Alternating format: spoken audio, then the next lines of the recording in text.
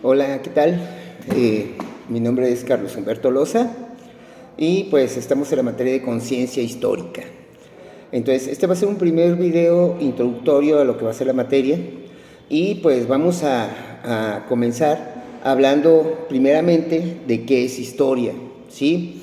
Miren, definiciones de historia hay miles, ¿no? Basta con que ustedes le den un poquito al internet, ¿no? Le ponen historia, definición y les va a salir 288.340 pues definiciones diferentes, ¿no? ¿Por qué? Porque la historia es una ciencia bastante antigua. De hecho, desde el 500 años antes de Cristo, o quizás más, ya los griegos hablaban de la materia de historia, ¿no? Hablaban de que era historia y demás, y al paso del tiempo cada sociedad en diferentes partes del mundo han desarrollado una versión diferente de qué es historia, ¿no? Podemos encontrar, por ejemplo, libros como El taller del historiador, Historia para qué, y otros más que nos hablan precisamente del quehacer de la historia y el quehacer del historiador. Pero, pues para lo que nosotros necesitamos aquí en su preparatoria, con una definición sencilla, pues nos vamos a basar, ¿no? Es la que vamos a agarrar. Es una definición que me gusta mucho porque en pocas líneas, pues abarca, pues nos da una definición que abarca lo que hace un historiador, ¿no? Y el quehacer de la historia a la vez. Y pues dice así, ¿no? La historia es una ciencia social que recoge, asocia e interpreta los hechos trascendentales del pasado para mejorar el presente y crear una identidad nacional, ¿no? Recoge, asocia e interpreta. Eso es parte del quehacer de un historiador. Un historiador, no crean que un historiador serio, no tanto un historiador que sea investigador, digamos. Aunque les parezca extraño, pero la historia es una ciencia dinámica. Muchos dicen, ay, ¿para qué vemos historia? O cosas que tienen que ver con la historia, si todo ya está escrito. Es un error. La historia cambia. Pero la historia cambia con base a nuevos descubrimientos, con base a nuevas interpretaciones del pasado, y eso solo se logra pues aplicando un método científico. Y los primeros pasos del método científico los tienen en esta definición: recoge, asocia e interpreta. El historiador, dependiendo de su objeto de estudio, o sea, lo que él quiere estudiar, pues va colectando información, va recogiendo información, ¿sí? La asocia, o sea, la relación entre ellas, o sea, relaciona, por ejemplo, una nota periodística con X acontecimiento, con X hecho, con X documento, con tal fotografía, las va asociando, ¿sí? Y con base a la información que recabó, pues lo va interpretando, ¿no? Se interpreta, a ver, ¿qué ocasionó este hecho, este suceso? Por ejemplo, ¿qué ocasionó la decena trágica? La decena trágica que durante la Revolución Mexicana pues va a ser un hecho que duró 10 días y que termina pues con el asesinato de Francisco de Madero y don José Pino Suárez, que era presidente y vicepresidente, ¿no? O sea, ¿qué originó este hecho histórico, no? Y es cuando el historiador va interpretando los hechos, dice, bueno, esto lo puede haber originado las ideas de poder que tenía Victoriano Huerta, que la clase alta estaba a disgusto con la nueva clase revolucionaria, un montón de cosas. Entonces, esos tres hechos son muy importantes. Y los historiadores no crean que asocian una sola nota, una sola fuente, no. Para escribir un libro de texto de historia que aporte conocimiento nuevo, pues el historiador consulta centenares de fuentes, miles de fuentes, que pueden ser primarias, secundarias. Poquito más adelante les voy a comentar qué es eso, ¿no? Pero bueno, entonces recoge, asocia e interpreta los hechos trascendentales del pasado para mejorar el presente. ¿Por qué trascendentales? Porque, miren, primeramente el historiador se centra en hechos que de alguna u otra manera hayan alterado la sociedad que está de la época que él está investigando. Por ejemplo, si yo estoy investigando el Porfiriato, del Porfiriato se ha escrito muchísimo, hay cualquier cantidad de libros sobre don Porfirio Díaz y demás, Entonces, si yo me dedico nada más a estudiar las características del porfiriato, voy a terminar diciendo lo que ya dijeron un montón de historiadores. Pero ¿qué pasa cuando, por ejemplo, dentro de ese periodo del porfiriato, que duró 30 y tantos años, yo encuentro que hubo una serie de acontecimientos que en cierto momento alteraron mucho a la sociedad? Les voy a poner un ejemplo, ¿sí? El hecho, por ejemplo, de la influencia española.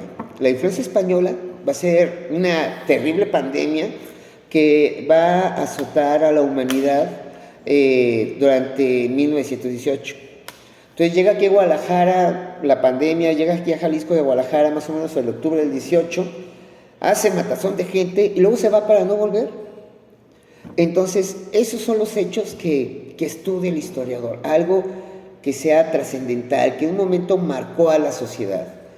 Y los estudia también porque son los hechos que se pueden rastrear. Por ejemplo, si a mí dentro de 500 años alguien me quisiera investigar, pues ¿qué va a encontrar? ¿No? Nada. No soy un héroe, no soy un militar, no soy alguien que llamara la atención dentro de la sociedad tapatía, jalisciense y nacional. Pues ¿qué me pueden investigar a mí? ¿No? Entonces estudia los hechos trascendentales del pasado para mejorar el presente y crear una identidad nacional. Miren, el propósito de que ustedes hayan llevado historia y que en este caso lleve la materia de conciencia histórica, están ligadas, es con el propósito de que pues todos tengamos ciertos elementos que nos identifiquen a todos como mexicanos, ¿no? Miren, México es muchos Méxicos, ¿no? Si han tenido oportunidad de viajar, por ejemplo, allá al sureste, pues se van a dar cuenta de que es otro mundo. ¿Por qué? Porque pues tanto su flora como su fauna, su clima son completamente diferentes a los de acá. Decía Carlos Pellicer, un poeta tabasqueño, decía, Tabasco es agua. Y uno dice, ay, sí. Pues cuando vas a Tabasco te das cuenta de que sí, cada 15 kilómetros te encuentras un río que aquí llamamos caudaloso, pues allá son comunes. De hecho, su ciudad capital, Villahermosa, Tabasco, está dividido por el río Grijalva, está partida a la mitad, ¿no? Que es uno de los ríos más caudalosos de todo el país, o sea, de la República Mexicana. Entonces, por lo tanto, su forma de vida es bien diferente, muy diferente a la nuestra.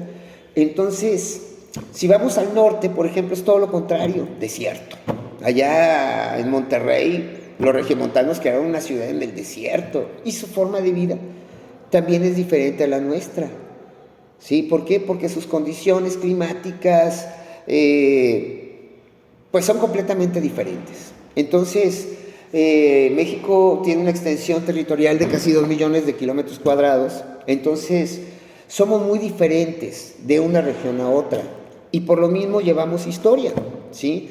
La historia se nos imparte pues para inculcarnos a través de ella el civismo, o sea, todos aquellos valores que nos identifican a todos como mexicanos. Se nos inculca un amor a la bandera, se nos enseña el himno nacional y pues se nos recalca que hubo ciertos héroes que nos dieron patria, ¿sí?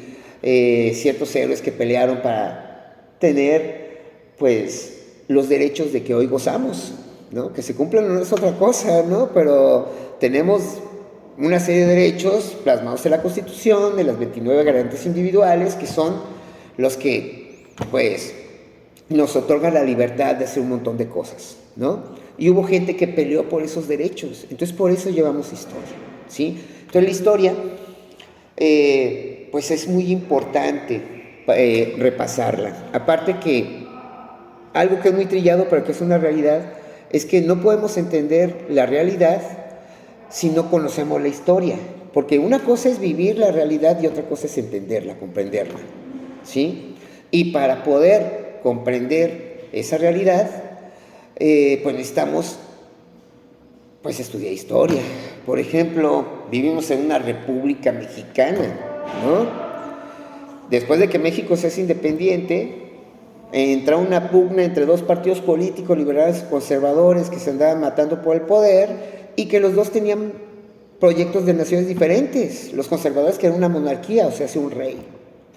Mientras que los liberales que querían una república, como lo que somos hoy. Y al final con Benito Juárez se impone la república y para eso pasaron muchos años de guerra.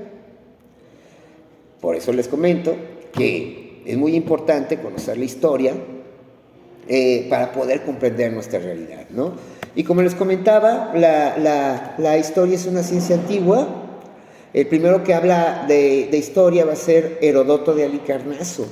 Heródoto se le considera como el padre de la historia porque él va a escribir el primer libro de historia, ¿sí?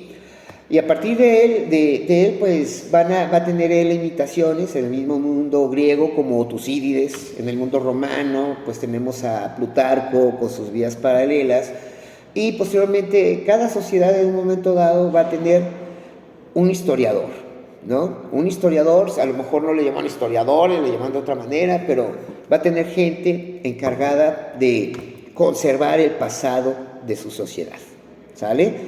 Entonces por eso tenemos cualquier cantidad de definiciones de historia. Y pues para terminar este mini video, pues hay que hablar de que existen dos elementos indispensables para el estudio de la historia, que son el tiempo y el espacio, ¿sí? Tiempo y espacio son muy importantes. ¿Por qué? Porque no crean que un historiador se sabe toda la historia del mundo. Pues claro, eso es imposible, ni Wikipedia se la sabe, aunque ustedes no lo crean, ni la inteligencia artificial lo tiene, porque la historia es muy vasta, ¿sí? México apenas tiene 200 y tantos años de que nació, y revisa los libros de historia, la cantidad de información que tiene. Ahora imagínense la historia del mundo. Entonces, cuando un historiador aquí en México se pone a chambear, pues tiene que limitar muy bien primeramente el espacio geográfico, por eso el tiempo, el espacio geográfico que va a estudiar. Por ejemplo, si yo quiero hacer un trabajo sobre el campo jalisciense, por ejemplo, la producción del campo en la República Mexicana es muy grande, el espacio geográfico que pretendría estudiar. Para crear conocimiento nuevo se debe delimitar ese espacio. No voy a estudiar ni toda la República Mexicana, ni todo el estado de Jalisco, sino una región. Si yo hago eso, voy a tener chance de meterme en los archivos, empezar a estudiar todo lo relativo a esa región y puedo ver cosas que otros historiadores no vieron. ¿Por qué? Porque escogí un espacio geográfico pues pequeño. Y al ser pequeño, pues puedo empezar a ver cosas, hurgar y demás, ¿no? Y lo mismo sucede con el tiempo. No voy a estudiar el campo jalisciense, todo el porfiriato, porque son 35 años de historia. Ustedes pónganse a pensar, ¿qué es lo que pasó nada más en el año pasado? Pasó un montón de cosas en el país. Mientras más largo sea el periodo que se pretende estudiar, más difícil es. ¿Sí? Entonces lo que se recomienda es agarrar periodos cortos de 5 años, en espacios muy bien definidos. Por ejemplo, en vez de que sea un estudio del campo jalisciense durante el porfiriato, sería el campo de la región de Guadalajara en el periodo de 1880 al 85. Así todo delimitadito, tengo chance pues digamos, de estudiar mejor ese espacio geográfico, ¿va? Y bueno, con esto llega a su fin este pequeño video, perdón. Más adelantito les voy a hablar lo que son las fuentes primarias, las fuentes secundarias, la evolución de las sociedades, etc. Pero bueno, fue un placer saludarlos. Nos vemos para la siguiente tareita.